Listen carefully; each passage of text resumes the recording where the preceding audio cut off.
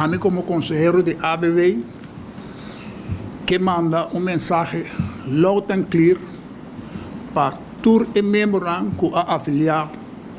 Estamos por escutar inteiro processo que a começar em fevereiro do ano passado, 2022, e uma continuação de parte do vice-presidente e a mim como consejero de ABB a participar dentro da reunião que toma lugar. Minha pessoa sigue o trajeto aqui, fora de começamento, e me por visa que a trobe de trabalho, junto com o advogado e um líder sindical, da assim a vida de membro e trador de Counter Global, muito difícil.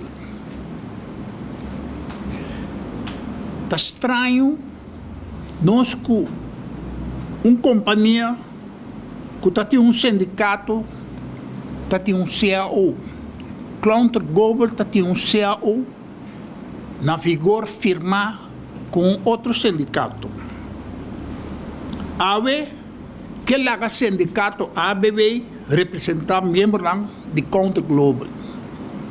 E passa aqui, vamos estar echt membro e não está pagando maneira presidente visa contribuição.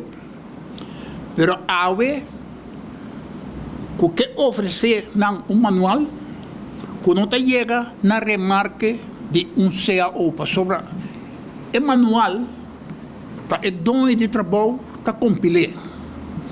Então, com outra palavra, tá pone o qual que é para permitir den CAO. Então, de caso aqui, de CAO, de manual, então me visa que de um CAO tá entrado, tá treze para adiante, que o sindicato neste vai negociar para o que está salário, aumento de custo de vida, condição social, etc., etc. O que está passando aqui, eu tenho visto triste, então me está considerado como um golpe de fá contra o sindicalismo boneriano. E está papo aqui como conselheiro de ABB, pero é o qual que está passando na Counter Global, para motivo de dono de trabalho, com um advogado, à la vez um líder sindical, está considerado isso aqui um fá contra o sindicalismo na Bonaire.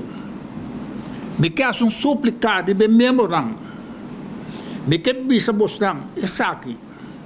Se você votar não de referendum de Miami, você vota contra o mês e você rechazar defesa laboral e você entregar o direito na donador de trabalho, na dono de trabalho de Counter Global. Se você votar sim Miami, você pode assegurar que você tem um boss de ABB e que lo para o direito laboral e lo soro para a senhora e o Yunnan.